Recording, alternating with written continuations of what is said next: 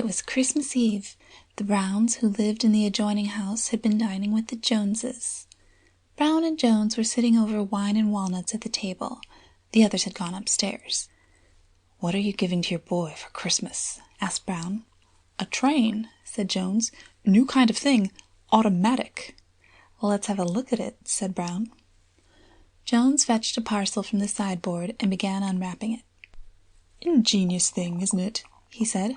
"Goes on its own rails. Queer how kids love to play with trains, isn't it?" "Yes," assented Brown. "How are the rails fixed?" "Wait, I'll show you," said Jones. "Just help me to shove these dinner things aside and roll back the cloth. There, see? You lay the rails like that and fasten them at the ends, so. Ah, yes, I catch on. Makes a grade, doesn't it? Just the thing to amuse a child, isn't it? I got Willie a toy aeroplane." "I know, they're great. I got Edwin one on his birthday. But I thought I'd get him a train this time. I told him Santa Claus was going to bring him something altogether new this time. Edwin, of course, believes in Santa Claus absolutely. Say, look at this locomotive, would you? It has a spring coiled up inside the firebox." "Wind her up," said Brown with great interest. "Let's see her go." "All right," said Jones. "Just pile up 2 or 3 plates or something to lean the end of the rails on. There, notice the way it buzzes before it starts. Isn't that a great thing for a kid, eh?" "Yes," said Brown. "And say, see this little string to pull the whistle. By gad, it toots, huh? Just like real. Now then, Brown," Jones went on, "you hitch on those cars and I'll start her. I'll be engineer, eh?" Half an hour later, Brown and Jones were still playing trains on the dining-room table. But their wives upstairs in the drawing-room hardly noticed their absence. They were too much interested. "Oh, I think it's perfectly sweet," said Mrs. Brown. "Just the loveliest doll I've seen in years. I must get one like it for Elvina. Won't Clarice be perfectly enchanted?" "Yes," answered Mrs. Jones. "And then she'll have all the fun of arranging the dresses. Children love that so much. Look, there are 3 little dresses with the doll. Aren't they cute? All cut out and ready to stitch together." "Oh, how perfectly lovely!" exclaimed Mrs. Brown. "I think the mauve one would suit the doll best, don't you? With such golden hair.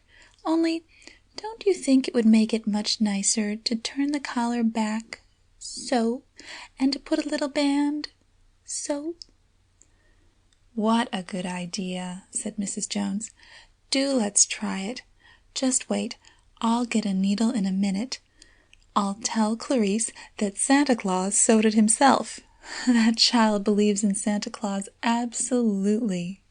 And half an hour later, Mrs. Jones and Mrs. Brown were so busy stitching dolls' clothes that they could not hear the roaring of the little train up and down the dining table, and had no idea what the 4 children were doing. Nor did the children miss their mothers. "Dandy, aren't they?" Edwin Jones was saying to little Willie Brown as they sat in Edwin's bedroom. "100 in a box, with cork tips, and see, an amber mouthpiece that fits into a little case at the side. Good present for Dad, eh?" "Fine," said Willie appreciatively. "I'm giving Father cigars." "I know. I thought of cigars, too. Men always like cigars and cigarettes. You can't go wrong on them. Say, would you like to try 1 or 2 of these cigarettes? We can take them from the bottom. You'll like them. They're Russian, away ahead of Egyptian." "Thanks," answered Willie. "I'd like one immensely.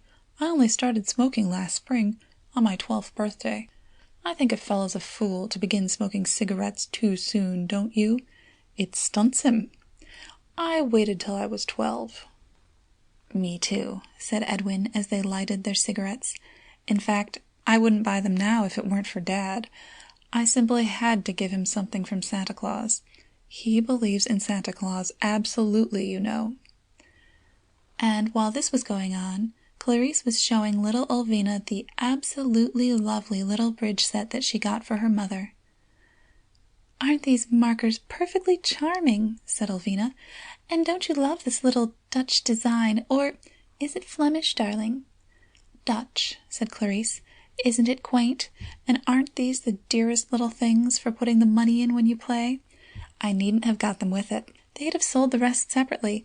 but I think it's too utterly slow playing without money, don't you?" "Oh, abominable!" shuddered Elvina. "But your mamma never plays for money, does she?" "Mamma? Oh, gracious, no. Mamma's far too slow for that. But I shall tell her that Santa Claus insisted on putting in the little money boxes. I suppose she believes in Santa Claus just as my mamma does."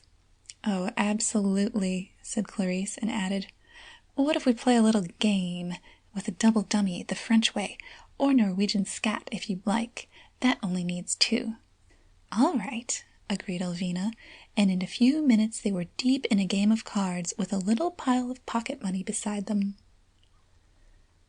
About half an hour later, all the members of the 2 families were again in the drawing-room, but of course nobody said anything about the presents.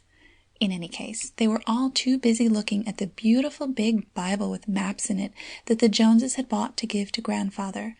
They all agreed that, with the help of it, Grandfather could hunt up any place in Palestine in a moment, day or night.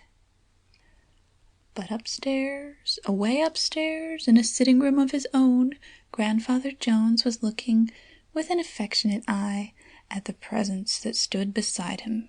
There was a beautiful whiskey decanter with silver filigree outside and whiskey inside for Jones, and for the little boy a big nickel-plated Jew's harp. Later on, far in the night, the person or the influence or whatever it is called Santa Claus took all the presents and placed them in the people's stockings. And being blind, as he always has been, he gave the wrong things to the wrong people. In fact, he gave them just as indicated above. But the next day, in the course of Christmas morning, the situation straightened itself out, just as it always does. Indeed, by 10 o'clock, Brown and Jones were playing with the train, and Mrs. Brown and Mrs. Jones were making dolls' clothes, and the boys were smoking cigarettes, and Clarice and Elvina were playing cards for their pocket money. And upstairs, away up, Grandfather was drinking whiskey and playing the Jew's harp.